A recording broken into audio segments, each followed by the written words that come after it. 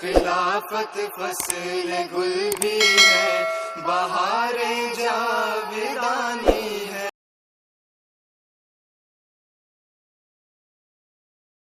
جو anti biotic کے ذریعے مریض اچھے کیے جاتے ہیں ان میں نے یہ رجحان دیکھا ہے کہ وہی بیماری نسبتاً زیادہ حملے کرتی ہے پھر، اور بار بار حملوں سے اینٹی بایوٹک دوا کو بھی بڑھانا پڑتا ہے، کیونکہ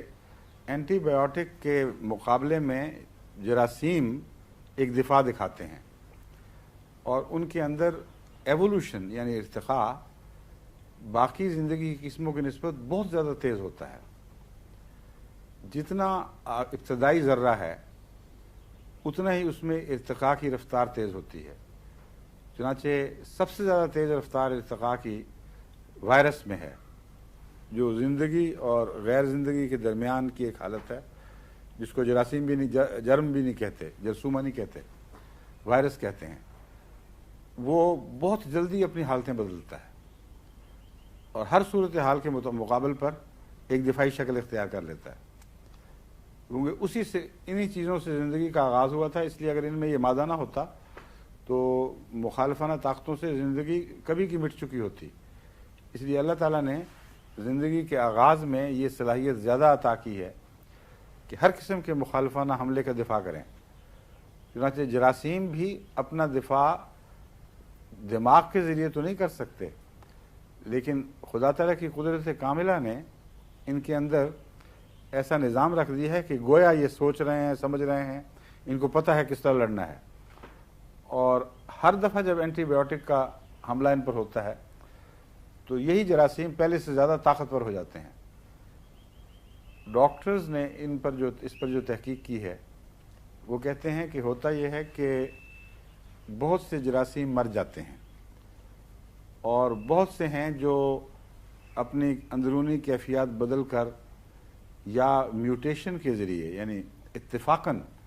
ان میں سے زیادہ طاقتور پیدا ہو چکے ہوتے ہیں، وہ ان دواؤں کے اثر سے بچ جاتے ہیں۔ اس لیے وہ سمجھتے ہیں کہ یہ ڈاکٹروں کا قصور ہے، یہ اینٹی بایوٹک کے نظام کا قصور نہیں۔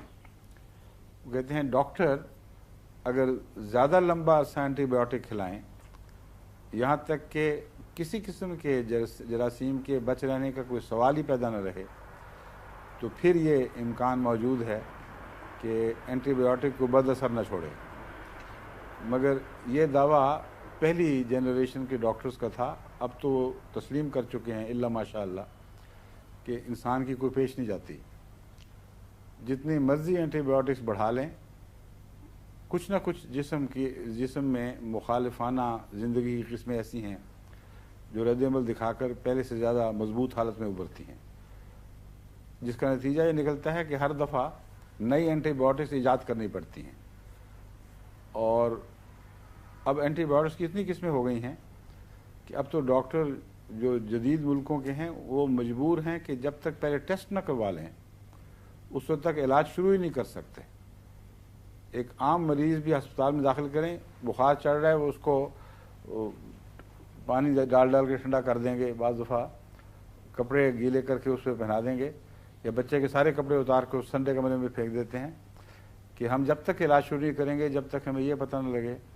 کہ جو اندر زہریلا مادہ ہے وہ کس اینٹی بایوٹک سے قابو آ سکتا ہے۔ اور یہ بات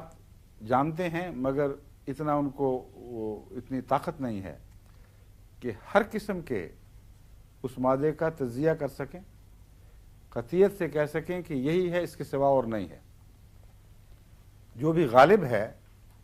جو سب سے زیادہ ہے، اس کو پہچان لیتے ہیں، اس کے خلاف اینٹی بایوٹک دے دیتے ہیں، اور اس طرح پھر مرض تو قابو آ جاتا ہے، زندگی خطرات سے بچ جاتی ہے، لیکن مختلف مستقل خطرات پیچھے بھی چھوڑ جاتی ہے۔ ہومیوپیتھک میں اللہ کے فضل سے ایک ایسی بات ہے جو ان چیزوں کی بدیوں سے آزاد ہے۔ ہومیوپیتھک براہ راست کسی جراثیم پہ حملہ نہیں کرتی۔ ہومیوپیتھک صرف جسم کو پیغام دیتی ہے کہ تمہارے اندر اس نوعیت کے شریر موجود ہیں، اور وہ پیغام اس طرح دیتی ہے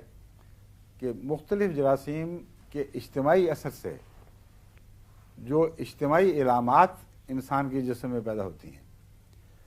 اگر ان اجتماعی علامات رکھنے والے زہروں کی تیار کردہ دوائی ہو اور بہت ہلکی کر دی جائے کہ وہ جسم پر کسی طرح بھی غالب نہ آ سکے، تو بیرونی حملہ اندر کی طاقتوں کو بیدار کرتا ہے، اور بیرونی حملہ اتنا خفیف ہوتا ہے کہ وہیں اسی سطح پر اسے جسم کا دفاعی نظام دبا لیتا ہے اور وہ بیماری نہیں ہونے دیتا۔ جب ایک دفعہ دبا لیتا ہے تو پھر اس کو ہوش آتی ہے، گویا کہ ہم یہ تو نہیں کہہ سکتے اندر جا کے کہ یہ ہوا، لیکن گویا یہی ہوتا ہے، تجربہ یہی بتاتا ہے کہ وہ کہتے ہیں وہ یہ تو ہمارے اندر بھی موجود ہے، اور جو دفعہ ایک دفعہ اٹھ کھڑا ہوتا ہے وہ پھر ان کو بھی دبا لیتا ہے، کیونکہ اگر جسم میں خدا تعالیٰ نے اتنی صلاحیتیں رکھی ہوئی ہیں کہ یہ اگر 1000 سال بھی تحقیق کریں تو ایک مرض کے جواب میں اتنی اینٹی بایوٹکس نہیں بنا سکتے جتنے جسم کے دفاعی نظام میں چند گھنٹے کے اندر اندر بیماری کے حملے کے عین مطابق توڑ کی دوا بنانے کی صلاحیت موجود ہے، اور ایسی دوائیں لاکھوں بنا سکتے ہیں، لاکھوں بن سکتی ہیں جسم کے اندر، اور وہ دوائیں نہیں ہیں بلکہ سپاہی ہیں، فوجیں ہیں، جسم کے اندر ہتھیار بند لشکر ہیں، اور ان لشکروں کو پیدا کرنے کے لیے اللہ تعالیٰ نے ایسے خلیے رکھے ہوئے ہیں جن کو جب پیغام ملتا ہے کہ تمہارے جسم کے اندر فلاں قسم کا شیطان داخل ہوا ہے، اس کی یہ صلاحیت ہے، اس کی یہ طاقت ہے، وہ جسم کے فلاں حصے میں موجود ہے، تو یہ پیغام باقاعدہ ان فیکٹریوں تک پہنچتا ہے جہاں یہ ان کے خلاف گولہ بارود تیار ہوتے ہیں، اور پیغام یہ ملتا ہے کہ فلاں قسم کا گولہ بارود چاہیے، اور وہ جب بنتا ہے تو اس کو کیری کرنے والے پھر فوجی وہ اسے لے کر چلتے ہیں اور عین وہاں نشانے پر پہنچتے ہیں جہاں مرض جگہ بنا رہی ہے، اور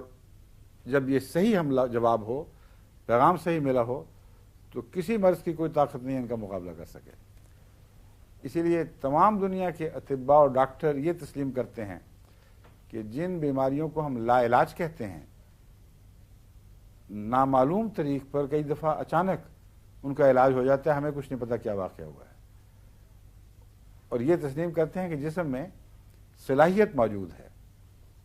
ہمارے اندر یہ صلاحیت نہیں ہے کہ ہم جسم کو صحیح پیغام دے سکیں،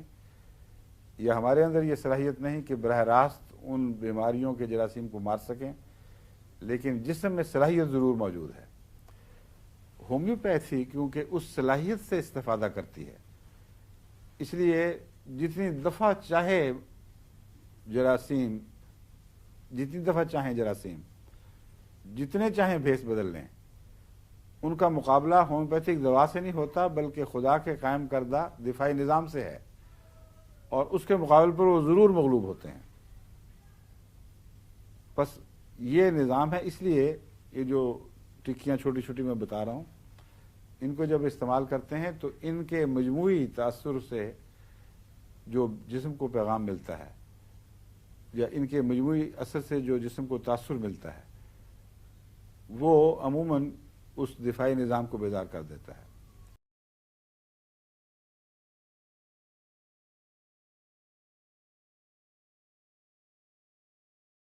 خلافت فصل گل بھی ہے، بہار